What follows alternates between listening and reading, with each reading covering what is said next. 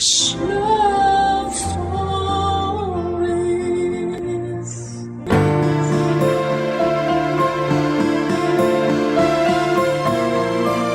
Ang pag-alis ng isang ina patungong ibang bansa ay isang desisyon na puno ng emosyon at sakripisyo. Gayunpaman, ang kanilang pagmamahal at pangarap para sa pamilya ay palaging mananatili. Ikaw, kabarangay, naranasan mo na ba ang magkaroon ng magulang na ng ibang bansa para sa iyong kinabukasan? Dear Papa Dudut, magandang araw po sa inyo at sa ating mga kabarangay. Ako nga po pala si Sheena at nais ko pong ibahagi sa inyong lahat ang kwento ko. Ako po ay only child at lumaki ako sa isang simple pero masayang pamilya kasama sina mama at papa. Maayos at puno ng pagmamahal ang childhood ko. Pero gaya ng karamihan sa mga pamilya, may mga pagkakataon din na nagkakainitan sina mama at papa. Habang lumalaki ako, nakita at naranasan ko yung mga tampuhan at away nila. Pero gayon pa man ay hindi ako nagtanim ng sama ng loob sa kanila. Habang tumatanda kasi ako, mas nare-realize ko na hindi madali ang maging magulang. Tao lang din sila. May limitasyon, napapagod at nagkakamali. Pero sa kabila ng lahat ay hindi naghiwalay sina mama at papa. Lagi nila akong ginagawang priority at sapat na yon para masabi kong mahal nila ako. At kahit papaano ay masasabi ko rin na maswerte pa rin ako. Hanggang sa dumating yung panahon na nawalan ng trabaho si Papa. Doon na talaga nag-iba ang takbo ng buhay namin. Unti-unting dumami ang mga utang namin at halos araw-araw na nagtatalo ang mga magulang ko. Lalo na tungkol sa pera. Dumating yung araw na sinabi ni mama na nagbabalak na siyang mag-abroad para makapagtrabaho. Masakit sa akin yon kasi bilang anak, natural lang na ayaw kong mapalayo sa mama ko. Pero alam ko rin na kailangan yon kasi kailangan naming bayaran ang mga utang. At kailangan rin ng pangtusto sa pag-aaral ko. Nangako naman si Papa na maghahanap siya ng bagong trabaho para mas makaraos kami kahit papaano. Pagkalipas ng ilang buwan ay dumating na yung araw ng pag-alis ni Mama para makapagtrabaho sa ibang bansa. At kaming dalawa na lamang ni Papa ang naiwan sa bahay. Sobrang lungkot ko noon, pero hindi ako nagtampo.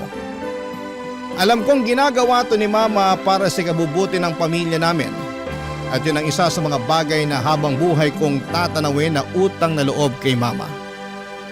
Pagkaalis ni Mama ay hindi na nag-aksaya ng oras si Papa para kausapin ako.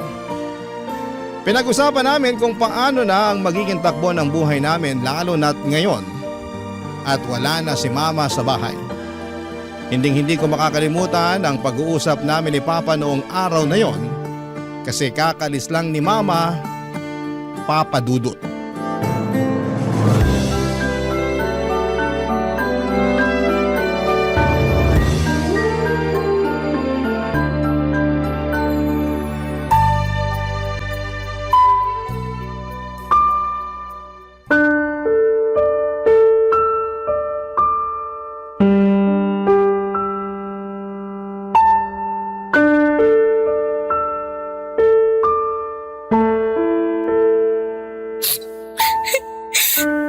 Tahan na, anak. Pa, dapat hinatid na lang natin si Mama sa airport eh. Yung mama mo mismo ang nagsabi na wag na daw natin siyang ihatid. Kasi baka lalo lang daw siyang malungkot sa airport.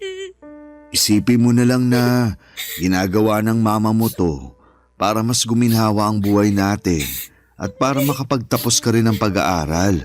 At isa pa, may mga utang din kami na kailangang bayaran. Alam ko naman po yun. Pero nalulungkot lang ako.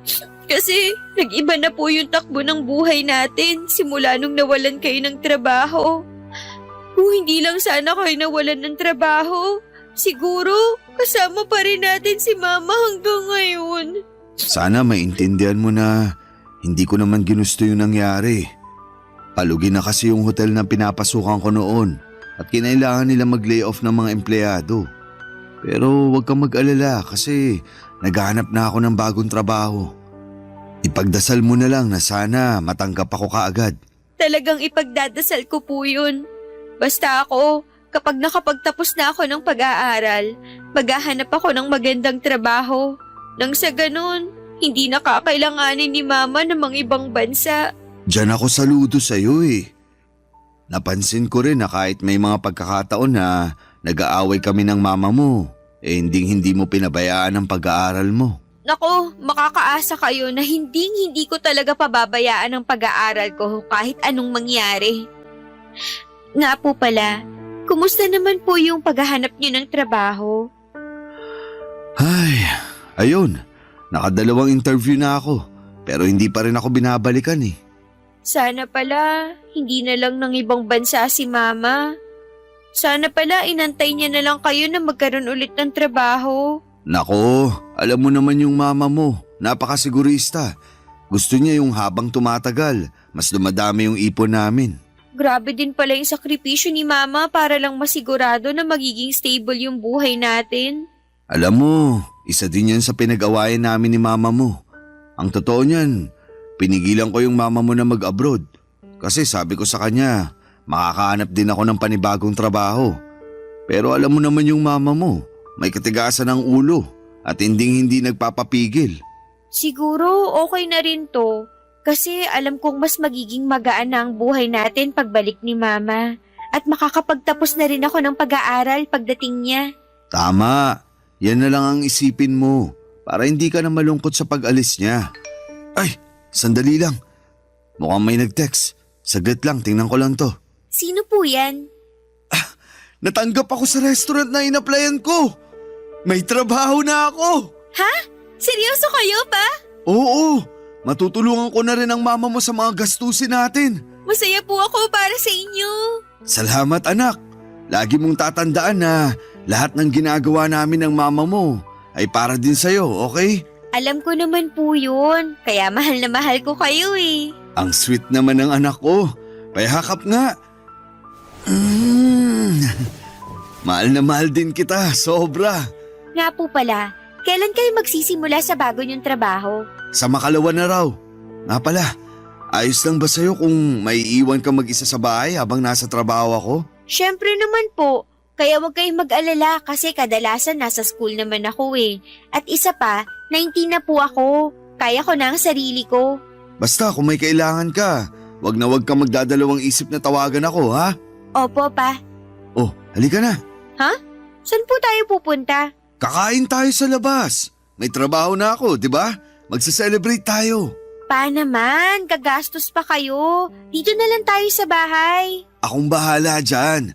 Minsan lang naman mangyari to. Tsaka, mabuti na yung paminsan-minsan nakakakain tayo ng pagkain na mahirap bigkasin. Kayo talaga. Sige po, magbibihis lang ako. Bilisan mo, ha? Kumain kami ni Papa sa isang mamahaling restaurant noong araw na yon para ipagdiwang ang pagkatanggap niya sa bago niyang trabaho. Sobrang saya ko noong araw na yon kasi kahit papaano'y gumaan yung pakiramdam ko. At hindi ko na masyadong naaalala ang pag-alis ni Mama. Sa sobrang busog at saya namin ni Papa noong araw na yon, pag-uwi namin sa bahay ay pareho na lamang kaming napahiga at agad na nakatulog. Pero syempre dumating din yung mga araw na naramdaman ko na wala na talaga si Mama kasi sobrang tahimik ng bahay at ramdam ko talaga yung puwang na iniwan ni Mama. Hindi naging madali ito sa akin kaya palagi kong tinatawagan si Mama. At sa bawat tawag ay parang unti-unti ko nang natatanggap na kailangan naming magkalayo pansamantala. Buti na lang talaga at mukhang masaya at maayos si Mama sa pinagtatrabahuhan niya. At kapag hindi kami nakakapag-usap ni Mama, lalo na kapag sobrang busy siya ay nilulublob ko na lamang ang sarili ko sa pag-aaral. Iniisip ko na siguro kung magbisi-bisihan ako, mas mabilis lilipas yung mga araw. At dumating na rin yung araw na nagsimula ng magtrabaho si Papa. At hating gabi na siyang nakakauwi. Minsan nakakatakot kasing mag-isa lamang ako sa bahay. Lalo na kung walang pasok pero madalas nakakalungkot. Pero pinipilit kong intindihin ang sitwasyon, Papa Dudut. Alam ko naman na ginagawa nila Mama at Papa ito para sa kinabukasan namin. May mga araw na rin na sobrang gulo at dumi na sa bahay. Hindi dahil sa tamad kami kundi dahil pareho kaming palaging pagod ni Papa. Napapansin ko na talaga na may mga bahagi na ng bahay na nababalot na ng alikabok. At yung mga halaman namin sa labas ay parang unti-unti nang nalalanta. Ang totoo niyan, kaya ko namang maglinis. Pero hindi ko lang magawa araw-araw dahil sa dami ng ginagawa ko sa school. Si Papa naman halos hindi na rin makagalaw pag uwi kasi sobrang bilis daw ng takbo sa restaurant na pinagtatrabahuhan niya. Araw-araw siyang pagod. At dahil doon ay hindi na rin siya masyadong nakagagawa ng mga gawaing bahay. At dumating ding ang araw na pinag-usapan na namin ni Papa yung sitwasyon sa bahay.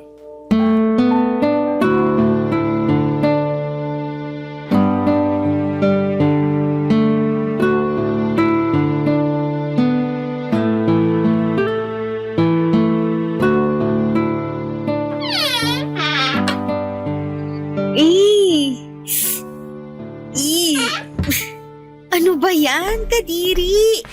Oh, Sheena, anak. Anong ginagawa mo dyan? Ang baho na nitong cabinet sa ilalim ng lababo. Tapos may mga bubut at ipis na nagsisilabasan. Pasensya ka na talaga kasi sobrang nakakapagod yung trabaho ko sa restaurant. Kaya yan, wala na tuloy akong oras para maglinis. Naiintindihan ko naman po kayo. Ganon din naman ako kasi malapit na po yung midterms namin. Tapos may mga projects pa po ako. Kaya yan, napapabayaan ko na tuloy itong bahay. Sa palagay ko, mas makakabuti kung kukuha tayo ng kasambahay. Ano sa tingin mo? Okay naman po sana sa akin kaso Ano? baka kasi hindi natin mapagkakatiwalaan yan. Ang hirap po kasi magtiwala sa tao na hindi naman natin kaano-ano. Baka pag nakawan lang tayo niyan. Ganito na lang. Maghahanap na lang ako ng agency tapos doon tayo kukuha ng katulong. Okay ba sa'yo yun? Sige po, mas mapapalagay tayo kung sa agency tayo kukuha ng kasambahay. Huwag ka na ring mag-alala kasi ako na din ang kakausap sa mama mo tungkol dito, ha? Makikiusap ako sa mama mo na siya na muna yung sasagot sa sahod ng magiging katulong natin. Kasi alam mo naman, kakasimula ko lang sa trabaho. Basta, mag-focus ka lang dyan sa studies mo, okay? The best talaga kayo! Nga po pala, kumusta yung bago niyong trabaho sa restaurant? Kaya pa ba?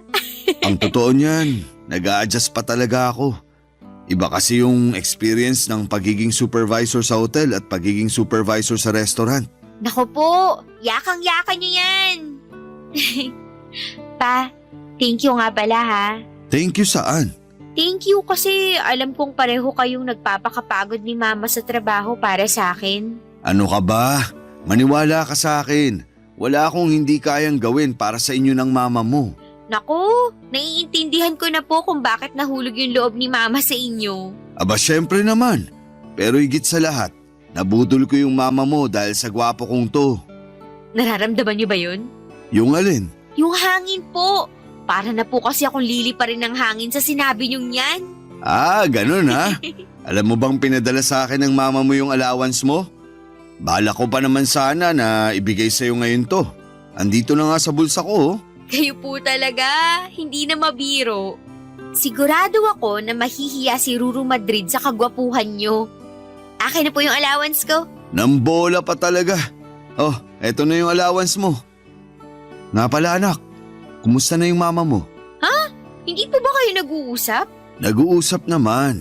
Kaso nitong mga nakaraang araw, hindi na ako masyadong nakakapag-update sa mama mo. Kasi sobrang busy namin dun sa restaurant. Nung huli kaming nag-uusap, binili niya lang sa akin na ibigay ko raw sa'yo yung allowance mo. Naku pa, bumawi kayo. Sige ka, baka magtampo sa inyo si Mama. Ako nga, araw-araw kong tinatawagan si Mama eh. Sigurado naman ako na maiintindihan niya ako kasi busy din naman siya sa trabaho niya abroad. Kung sa bagay. Anyway, mukhang okay naman na po si Mama. Araw-araw siyang nagchat-chat sa akin para kumustahin yung pag-aaral ko. Mabuti naman kung ganun. Alam mo, matagal ng pangarap ni mama mo yung makapagtapos ka kasi hindi siya nakapagtapos eh. Bakit naman po? Hindi pa pala namin nakwento sa iyo yung dahilan kung bakit hindi na nakapagkoleyo yung mama mo. Hindi pa po. Ganito kasi yan. 19 years old lang yung mama mo noon at ako naman 20 years old nung nagpakasal kami. Ang totoo nga niyan, sumalangit nawa ang mga kaluluwa nila. Tutol na tutol yung lola at lolo mo sa pagmamahala namin ng mama mo. Pero talagang ipinaglaban ko yung relasyon namin. Naku po, kayo pala yung dahilan kung bakit hindi nakapagtapos si Mama eh. Nakakahiyamang aminin, pero parang gano'n na nga. Pero maayos naman ang kalagayan natin ngayon. Hindi rin naman tayo namumulubi, hindi ba? Kung sa bagay, basta ako, sisiguraduhin ko po talaga na makakapagtapos ako ng pag-aaral para po sa inyo ni Mama. Proud na proud ako sa iyo, anak. Pareho kaming maswerte ng mama mo sa iyo. Kayo naman po ngayon ang nambobola sa akin. Nga pala, doon na muna ako sa kwarto ko ha.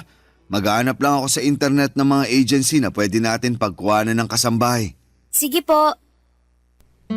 Kay Papa ko ipinagkatiwala yung paghahanap ng agency at gusto ko na rin na makahanap kami ng kasambahay sa lalong madaling panahon. Sosyal hindi ba? Pues kung sa tingin ninyo po ay mayaman kami ay nagkakamali kayo. Hindi po kami mahirap pero yung kinikita kasi nila Mama at Papa ay hindi rin sapat para matawag nyo kaming mayaman. May mga gabi talaga na napapadasal na lamang ako na sana'y manalo kami sa loto. Sana yung iniisip na lang namin ay kung paano gagastusin ang napakaraming pera. Hindi kung paano pagkakasyahin ang kulang. Pero alam ko rin sa sarili ko na hindi ganong kadali ang buhay kaya sinabi ko na lamang sa sarili ko na sige lang, kapit lang. Huwag kang susuko dahil alam ko na darating din yung araw na kapag nakapagtapos na ako ay aangat din kami sa buhay. Aangat kami sa puntong hindi na kakailanganin pa na magtrabaho ni na Mama at Papa. Gusto ko na lang silang mag-retire at mag-enjoy sa buhay habang ako naman ang magtatrabaho para sa kanila. At noong mismong araw na yon ay tinawagan ko si Mama. Buti na lang at nagkatugma yung free time namin. At ang sabi ni Mama sa akin ay halos hindi na nga raw sila nakakapag-usap ni Papa. Hindi na daw kasi tugma ang schedule nila sa trabaho. Pero sinabi sa akin ni Mama na kinausap na daw siya ni Papa tungkol sa balak naming kumuha ng kasambahay at pumayag naman kaagad si Mama.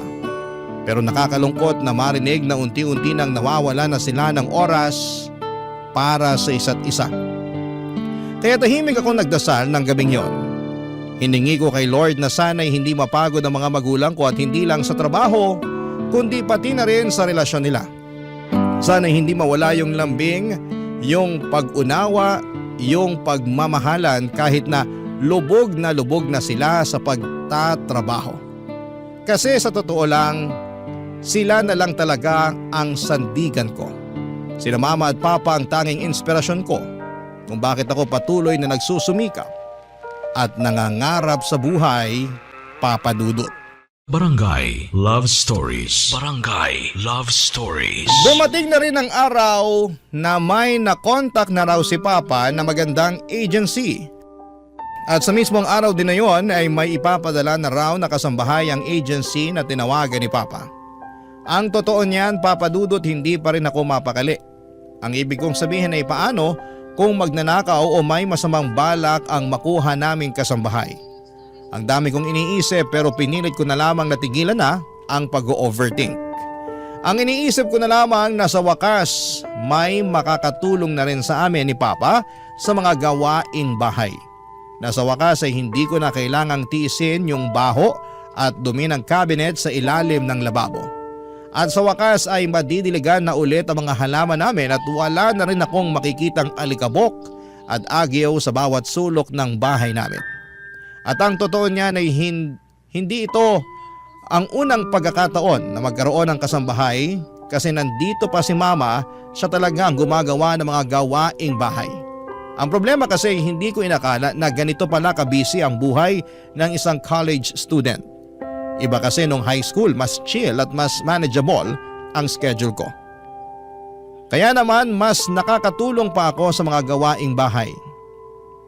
Pero sa college, halos lahat kailangan kong pagsabay-sabayin. Projects, deadlines, at requirements. Kaya na-realize ko na mas okay na rin na may kasambahay kami para mas makapag-focus na talaga ako sa pag-aaral. Napaisip nga rin po ako na sobrang swerte pala talaga ng mga Pilipino kasi balita ko mahal daw ang kumuha ng kasambahay sa ibang bansa. Kaya doon ko rin naisip na dapat ay i-appreciate natin ang pagkakataon na may kasambahay tayo. At yun na nga, Papa Dudut. Makalipas ang ilang oras ay dumating na rin yung kasambahay na inaasahan namin ni Papa.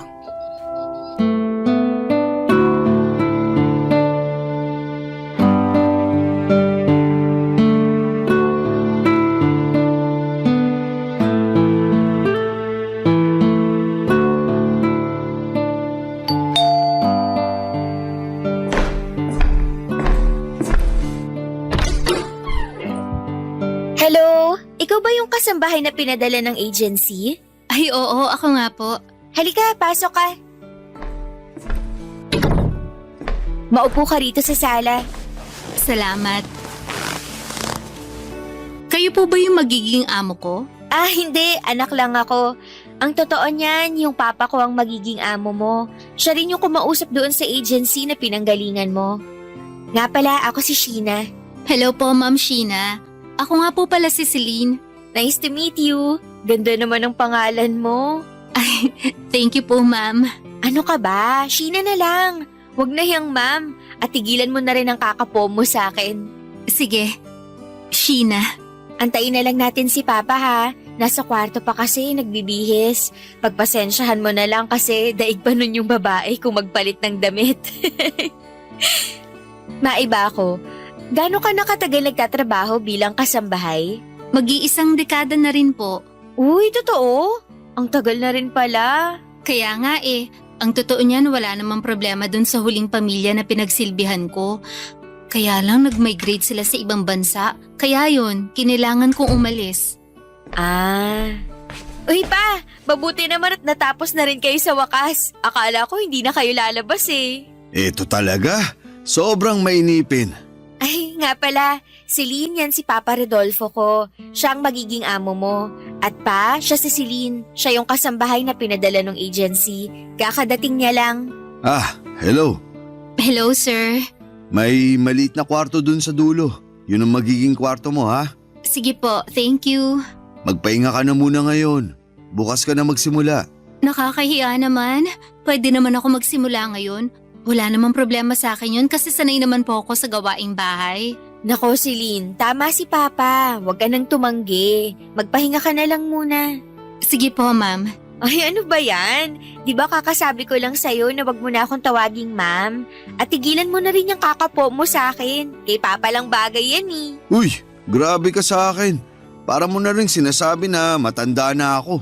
Bakit? Hindi po ba? Ikaw talagang bata ka. Gusto mo bang pabalikin ko na lang si Celine sa agency niya para sa'yo ko na lang ibilin yung paglilinis dun sa maduming cabinet? Ay nako, Celine. Masasanay ka na sa amin kasi ganito talaga kami mag-asara ng Papa ko. Nakakatuwa nga kayong tignan eh. O ayan, dapat ganyan lang. Wala nang po at ma'am, maliwanag. Sige, Sheena. Perfect, di ba? Parang barkada lang. Ay nako. Oh, ikaw na munang bahala dyan kay Celine ha? Papasok na muna ako sa kwarto. Sige pa. Halika, Celine. Bibigyan kita ng panandaliang house tour. Eto nga pala yung kusina. Pagpasensyahan mo na tong kusina ha, kasi medyo marumi. Ikaw nang bahala dito bukas ha. Huwag kang mag-alala. Bukas na bukas, pakikintabin ko tong kusina nyo. Ay, salamat naman. Alam mo ba, na hate ko talaga yung maglinis ng kusina. Mabuti na nga lang talaga at nandito ka na. Halika, may papakita pa ako sa'yo.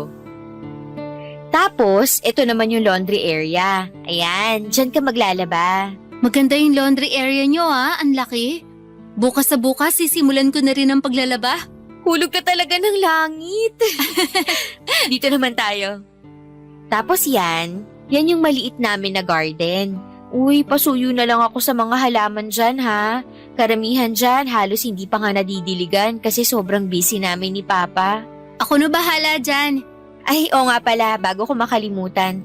Pahingi ako ng number mo para makontak ka namin kung sakaling wala kami ni Papa dito sa bahay. Eto yung cellphone ko, pakisave na lang yung number mo dyan. Sige. 0926. Ayan, nasave ko na. Perfect! Ako na rin ang magbibigay kay Papa nitong number mo. Sige na, pumasok ka na dun sa kwarto mo. Magpahinga ka na muna. Papadudod hang ako kay Celine na mga panahon na yon. Maayos niyang nagagawa lahat ng mga gawaing bahay mula sa paglilinis, pagluluto, paglalaba hanggang sa mga maliliit na bagay na minsan nakakalimutan na naming bigyan ng pansin. Wala akong masabi pagdating sa kalidad ng trabaho niya. Kasi talagang maayos at maasikaso siya. Hindi rin siya nagdadalawang isip tuwing may ipapagawa kami sa kanya. Kahit minsan ay sabay-sabay pa yon, kaya niya talagang pagsabay-sabayin nang hindi nagrereklamo. Siguro'y nakakatulong din na bata pa siya. Parang nasa late 20s pa lamang yung edad niya. Kaya may lakas pa at hindi siya kaagad napapagod. Isa pa sa mga pinaka na-appreciate ko kay Celine ay ang pagiging trustworthy niya. Sa tuwing wala kami ni Papa sa bahay, panatag ang loob namin. Walang nawawalang gamit at tuwing umuwi kami ay maayos ang lahat. Malinis ang bahay, nakahain na ang pagkain at alam niya na kaagad ang gagawin kahit na hindi mo na siya utusan. Kaya kahit papaano ay gumagaan din ang buhay namin dahil sa tulong niya. Lumipas nga ang mga buwan at naging consistent naman ang performance ni Celine. Tahimik lamang siya, hindi madaldal pero kapag kinakausap mo, maayos naman siyang sumasagot at magaling din. Wala kaming naging issue sa kanya kaya siguro'y naging kampante rin kami sa presensya niya sa bahay. Pero isang araw, noong nagpaalam ako kay Papa na mag-overnight ako sa bahay ng kaklase ko para gumawa ng group project. At habang naghahanda ako ng mga dadalhin kong gamit ay napansin ko na nawawala yung flash drive ko. Sobrang importante po noong flash drive na yon kasi doon nakalagay lahat ng mahalagang files ko para sa school. Kaya naman nagpanik na ako at hinalughog ko talaga ang bahay para lamang mahanap yung flash drive ko na yon, papadudot.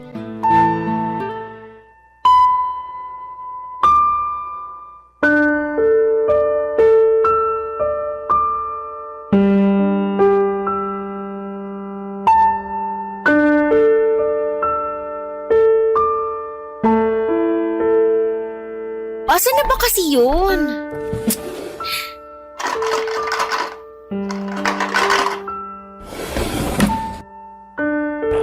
Nak, papasok ako ha.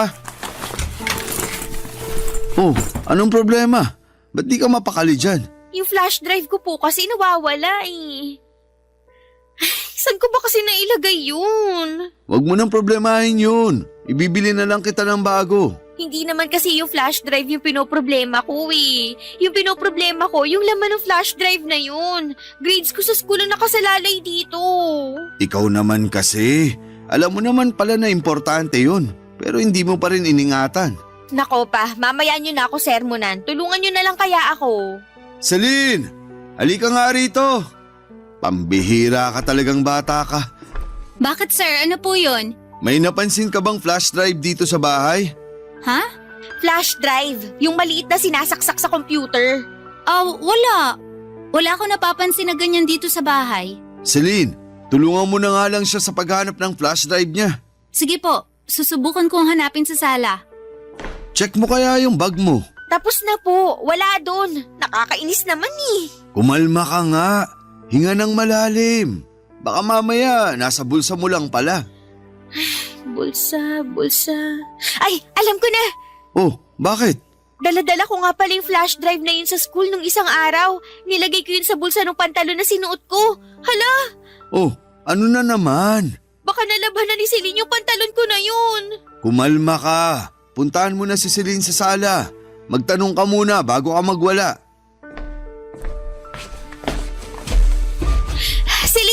Sandali lang! Hindi ko pa rin nahahanap yung flash drive mo dito sa sala. Yung pantalon na sinuot ko nung isang araw, nalabhan mo na ba?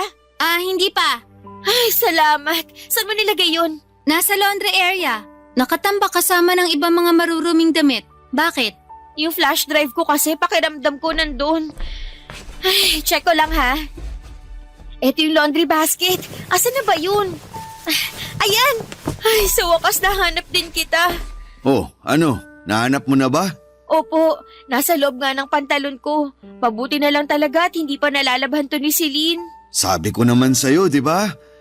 Ilagay mo na ulit sa laundry basket yung mga pinagkakakalat mo dyan. Doon lang ako sa sala. Sabihin ko kay Celine na nahanap mo na yung flash drive mo. Sige, ako na po ang bahala rito. Ang baho ng mga damit ni Papa. Kadiri. Mga lalaki talaga, kahit kailan dugyot. Sandali lang. Ano to? Parang papel. Hala, may naiwan atang pera si Papa dito. Matingnan nga. Ha? Resibo ng motel to ah. Pa, Oh, anak. Naayos mo na ba yung mga damit na pinagkakakalat mo? mukhang kayo ang may kailangang ayusin. Celine, umalis ka na muna dito. Iwan mo muna kami ni Papa. Sige. May problema ba? Paano to? Bakit may resibo kayo ng motel ha? Ano? Saan mo naman nahanap yan? Nakita ko sa bulsa ng shorts nyo. Wala yan, nak. May isang beses kasi sa trabaho na napagod ako. Kaya napagpasyahan ko na mag-check-in muna sa motel. Siguraduhin nyo lang po na nagsasabi kayo ng totoo. Madalang na nga lang kayo mag-update kay Mama, tapos lolokohin nyo pa siya? Hindi po nagpapakahirap si Mama sa ibang bansa para lokohin nyo. Makapagsalita ka naman. Yung mama mo lang ba yung nagpapakahirap? Akala mo ba hindi ako nahihirapan sa pagtatrabaho? Oo, siguro nga. Mas malaki yung sahod ng mama mo kaysa sa sinasahod ko sa restaurant. Pero wag mo naman sana ako maliitin. Hindi po sa ganun yun. Yung sa akin lang naman ay sana hindi nyo pinagtataksilan si Mama. Wala akong ginagawang masama. Maniwala ka. Siguraduhin nyo lang po. Kasi hindi ko po kayo mapapatawad kapag nalaman ko na may ginagawa kayong kalokohan. Hindi na po ako natuloy sa bahay ng kaibigan ko noong araw na yon. Kasi hindi ko pa rin kayang mag-move on sa natuklasan ko na pumunta pala si Papa sa isang motel. Sobrang nakakapanlumo po talaga, Papa Dudut, at hindi ko maiwasang magduda. Kasi sino ba naman ang pumupunta ng motel para matulog lang? Matapos yung usapan namin ni Papa ay nagkaroon na ng ilangan sa pagitan namin ni Papa. May kailangan ako kay Papa kay Celine ko palaging pinadadaan at ganon din si Papa. Naawa talaga ako kay Celine noon kasi siya yung palaging naiipit sa gulo namin ni Papa. Nagtatrabaho lang naman siya na maayos tapos ngayon ay nadadamay pa siya sa ilangan namin ni Papa. Nagdalawang isip din po ako kung ikakwento ko kay Mama yung tungkol sa resibo ng motel. Kasi ayokong ma-stress si Mama at baka magkagulo pa kami. Kaya naman nanahimik na lamang ako. Pero totoo po. Ang hirap magpanggap na okay lamang ako at minsan ay napapaisip ako kung tama ba ang ginagawa ko na hindi sabihin kay Mama yung tungkol sa natuklasan ko. Nang mga panahong yon ay tanging ginawa ko na lamang ay nag-focus sa pag-aaral para hindi ko na maisip ang lahat ng yon. At sa totoo lang ay nagtataka ako kung bakit may ilangan sa pagitan namin ni Papa. Pero isa lang ang alam ko, hindi ako magpapakumbaba para kausapin si Papa kasi siya naman tong nahuli ko na may resibo galing sa motel, hindi ba? Minsan kahit na nababahala ako sa lahat ng nalaman ko kahit papaano, ay inunawa ko pa rin si Papa kasi baka nga naman may magandang dahilan siya at nagpahinga lang talaga siya sa motel noong araw na yon. Napagtanto ko rin na baka masyado lamang ako naging mapanghusga sa lahat ng mga nangyari, Papa Dudut. Pero ano nga kaya ang totoong kwento ng resibo sa motel? Barangay Love Stories. Barangay Love Stories. Noong nagkaroon kami ni Mama ng pagkakataon na mag-usap ng mas matagal, Pasimple ko siyang tinanong tungkol sa mga pinag-aawayan nila ni Papa noong nandito pa si Mama sa Pilipinas. Kasi Papa Dudut, madalas ko silang marinig na nag-aaway ni Mama pero ni minsan ay hindi ko inalamang kadahilanan. Sabi ko kasi noon ay problema nila yon bilang mag-asawa at ayoko na sanang makialam pa. Pero ngayon, nawala na si Mama at kami na lamang ni Papa ang natira sa bahay, parang nararamdaman ko na may karapatan na akong malaman ang mga bagay-bagay. Kinuwento sa akin ni Mama na matagal na pala niyang may hinala siya na may ibang babae si Papa. Pero palagi raw itong tinatanggi ni Papa.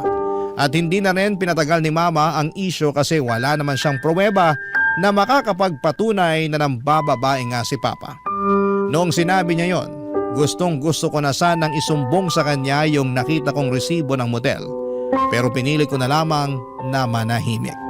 Ayoko magdulot pa ng mas malaking gulo sa pamilya namin. May mga kaibigan ako na lumaki sa broken family at nakikita ko kung gaano kalalim ang sakit at depression nila dahil hindi nagkakaayos ang mga nanay at tatay nila. At ayokong maranasan yon, kaya naman nag-decide akong hindi na lamang sabihin kay Mama ang tungkol sa natuklasan ko.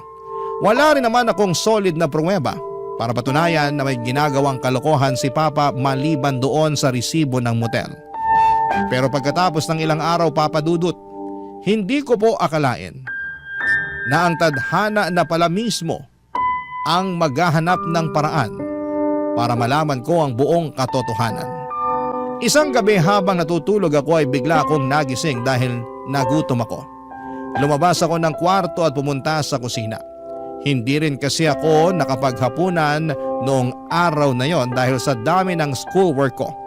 Pero ang hindi ko alam ay habang lumalabas na ako ng kwarto papunta sa kusina, tinutulungan na pala ako ng tadhana na matuklasan ang isang bagay na tuluyan ng sisira sa pamilya ko.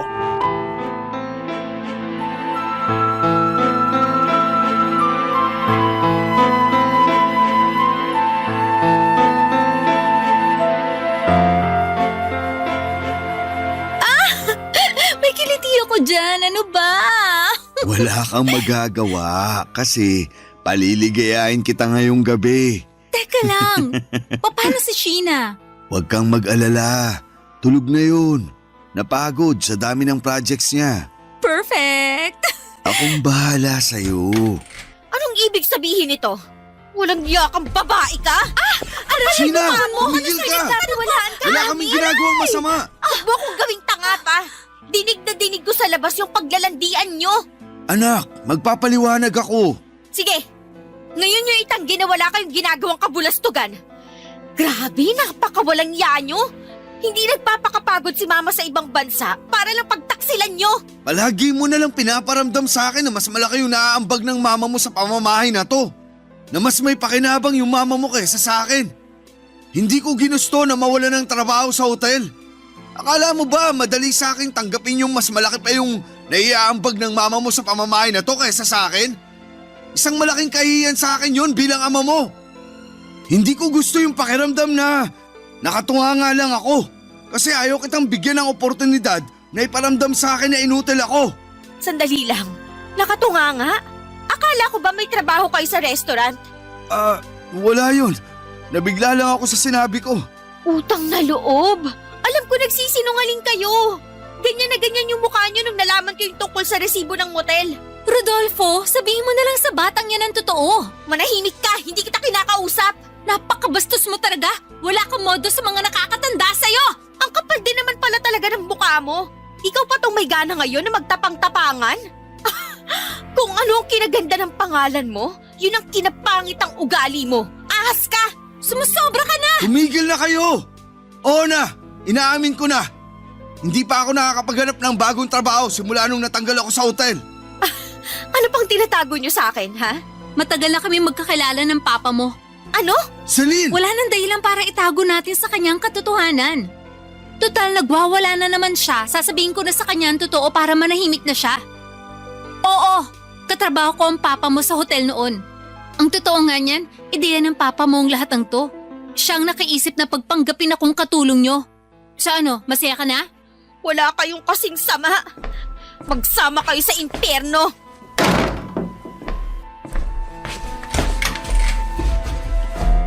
Anak, sandali lang!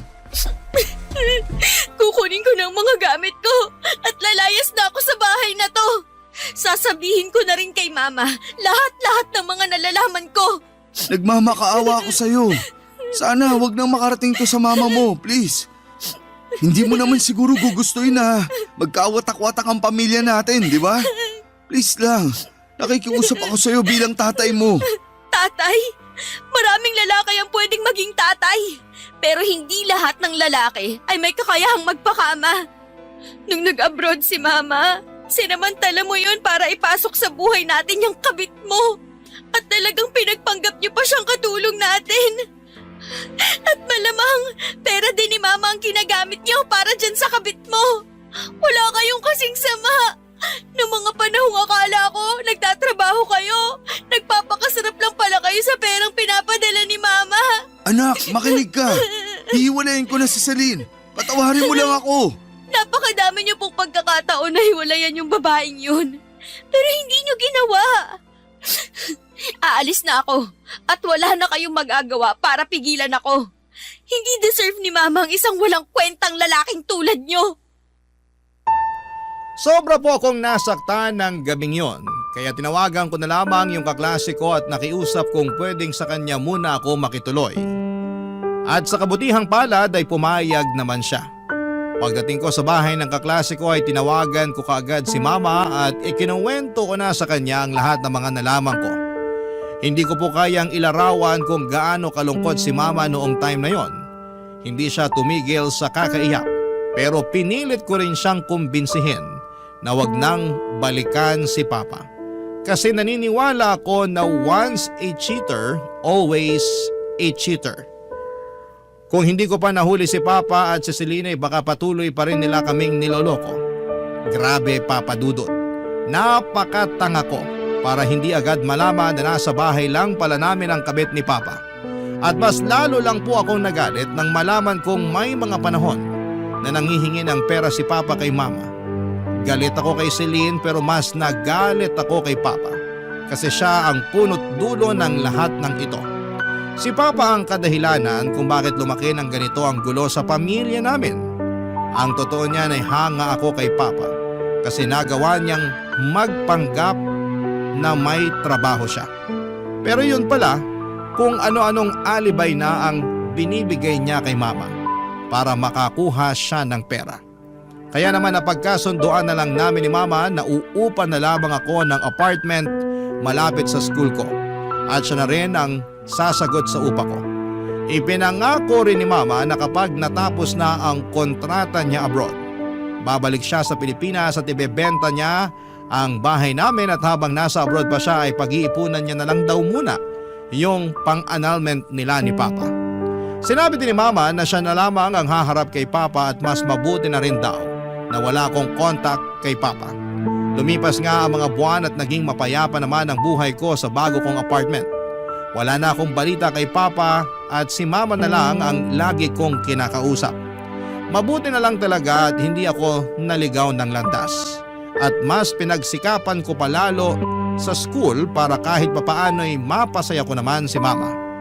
Karamihan po kasi ng mga naririnig ko kapag may problema sa pamilya ay madalas nagbibisyo o tumitigil sa pag-aaral ang mga batang apektado.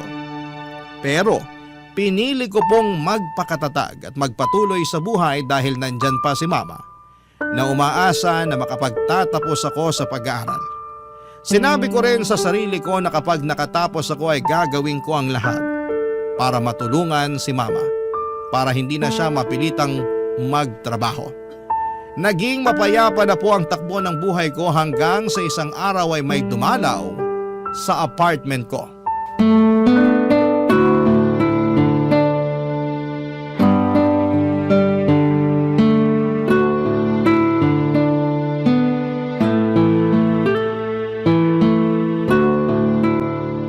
Siyempre naman, Ma. Ay nako, wag po kayong mag-alala. Pagbalik niyo dito sa Pilipinas, dito na kayo sa apartment titira kasama ko. Ay, Ma, sandali lang ha. May tao yata sa labas. Tatawagan ko po kayo mamaya. Sige po. Bye, Ma. Love you.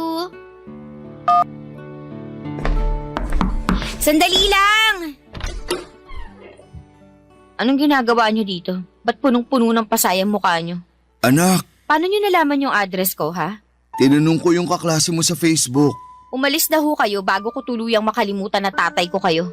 Anak, matagal ko nang hiniwalayan si Celine. Kalimutan na natin lahat na nangyari. Please. Miss na kita. Please naman anak. Bigyan mo naman ako ng second chance. Yung second chance, para yun sa mga tao na nagkamali pa. Pero yung ginawa niyo sa amin ni Mama, hindi yun pagkakamali. Choice niyo yun. Sinadya niyo yun. Sinadya mong lokohin kami. Walang kapatawaran yung ginawa niyo sa akin at lalong-lalo na kay Mama. Huwag mo naman akong pahirapan ng ganito. Nahihirapan kayo? Pasensya na ha, pero mas nahirapan ako nung pinagtaksilan mo si Mama. Anak naman, hanggang kailan tayo magiging ganito? Hindi ko alam, pero ito lang ang alam ko. Yung sakit na dinulot niyo sa amin ni Mama, nararamdaman ko pa rin at nanunuot pa rin hanggang ngayon. Anak, I'm sorry. Pero pinapangako ko sa'yo na hindi ako titigil hanggang sa mabuko ulit ang pamilya natin. Utang na loob pa? Palayain niyo na kami ni Mama. Hindi pa ba sapat yung hirap at sakit na dinanas namin sa inyo? At sa tingin mo ba hindi ako nahihirapan ngayon? Pinagbayaran ko na ang kasalanan ko sa inyo ng mama mo. Nakikita mo naman tong mukha ko ngayon, di ba? Sinugod at binubog ako nung asawa ni Celine. Grabe, saan kayo nakakakuha ng lakas ng loob para sisihin pa sa akin yan?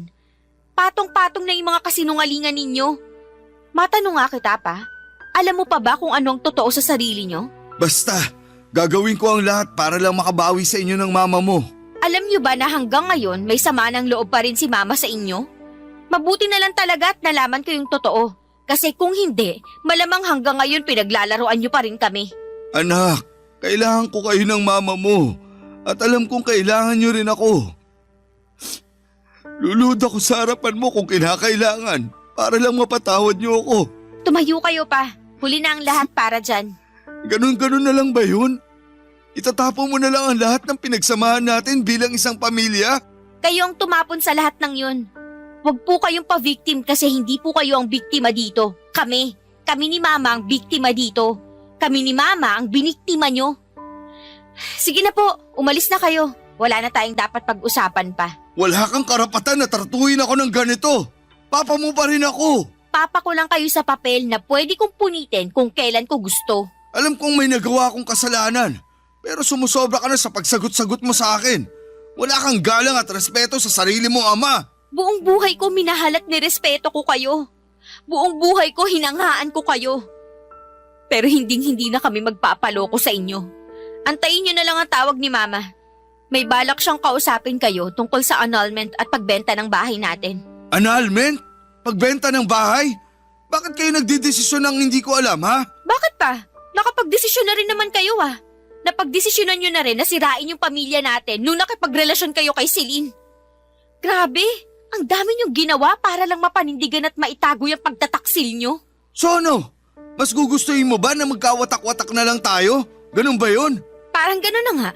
Mas gugustuhin ko na lang na magkaroon ng pamilyang watak-watak kesa sa magkaroon ng isang ama na taksil at manloloko. Babalik na ako sa loob at parang awa nyo na, umalis na ho kayo. Kung hindi tatawag na talaga ako ng pulis. Anak, buksan mo to. Patawarin mo na ako. Sisiguraduhin ko na itutuloy ni Mama yung annulment at pagbenta ng bahay natin. Huwag mo namang gawin sa akin to. Parang awa mo na, buksan mo to. Umalis ka na, Pa. Kung kayo rin lang naman ang magiging papa ko, mas mabuti nang wala na akong ama. Simula sa araw na to, pinapalaya ka na namin ni Mama. Aaminin ko po na sobra akong nakonsensya sa mga sinabi at ginawa ko kay Papa ng araw na yon. Pero hindi nyo rin naman po ako masisisi kung nangibabaw ang galit at sakit ko. Kasi hindi madaling tanggapin ang ginawa ni Papa. Siguro may mga ibang tao na magsasabi na patawarin mo na kasi Papa mo pa rin naman yan. Pero para sa akin ay hindi pwedeng gamitin na rason ang pagiging tatay o ama para pagtakpan ng isang kasalanan. Ang pagiging tatay ay hindi nangangahulugang may karapatan silang mag-iwan ng napakalalim na sugat. Hindi pagkakamali ang ginawa ni Papa kundi isang desisyon. Sinadya niyang pagpanggapin itong si Celine na maging kasambahay para lamang magkaroon sila ng quality time. Minsan nga naiisip ko na baka sinadya niya talaga na hindi linisin ang bahay para maisingit ang ideya na kumuha ng kasambahay. At ang totoo po niyan, hindi ko alam kung saan nagpupunta si Papa tuwing wala siya sa bahay. At ang totoo niyan ay wala na akong balak alamin yan kasi hanggang ngayon nanggigigil at nanggagalaiti pa rin ako tuwing naaalala ko ang mga ginawa ni Papa at kung paano niya kaming pinagmukhang tanga at pinaikot ni Mama. Tuluyan ko nang pinutol ang ugnayan ko kay Papa, blinako na po siya sa mga social media at pagkatapos ng araw na yon ay hindi na siya nagpakita o nagtry na makipag-communicate sa akin. Napaisip ako na ang dali niya namang sumuko kaya mas lalo ko na lamang nararamdaman na tama ang naging desisyon ko na tuluyan nang tanggalin si Papa sa buhay ko. Pero sa totoo lang, hindi ko pinagsisisihan yon kasi yon ang nagbigay sa akin ng peace of mind. Lumipas ang ilang taon at nakagraduate na rin po ako at sa wakas ay sobrang saya ko kasi nakabalik na si Mama sa Pilipinas. At nakahabol pa siya sa graduation ko. At doon ko na rin pinatuloy si Mama sa apartment na inuupahan namin. At pagkatapos ng ilang araw ay nakipag-ugnayan na si Mama kay Papa. And eventually pumayag na rin si Papa na ituloy yung annulment at pagbenta ng bahay kasi may iba pa palang babae si Papa. At may anak na rin sila. Sobrang babaero ni Papa at mas lalo niyang pinatunayan na hindi siya karapat-dapat na maging parte ng buhay namin. Kinalaunan ay nag-grant ang annulment at naibenta na rin po ang dati naming bahay. At ginamit namin ni Mama ang pinagbentahan ng bahay para bumili ng maliit na kondo. At hanggang ngayon ay napapakinabangan pa rin namin ang kondo na binili namin. At ang huling narinig ko ay nalulong na daw si Papa sa pagsusugal at iba pang bisyo. At naubos yung share niya sa pinagbentahan ng bahay. Ang sabi pa nga sa akin ni Mama na nag-message daw si Papa sa kanya at humihingi ng pera. Pero blinak siya ni Mama. At hindi na rin namin sinabi sa kanya ang address ng kondo na nabili namin. Tuluyan na talaga namin siyang binura sa buhay namin. Papa Dudut, alam ko na hindi masaya ang ending ng kwento ng buhay ko pero masasabi ko na at least nakalaya na kami sa buhay na puno ng kasinungalingan at panlilinlang. Maraming salamat po at binigyan niyo ako ng pagkakataon na maibahagi sa inyo ang parte ng buhay ko na puno ng sakit. Salamat po and more power po sa Barangay LS and God bless po sa inyo. Ang inyong forever kapuso at kabarangay, Sheena. Anong say mo sa Barangay Love Stories na ito?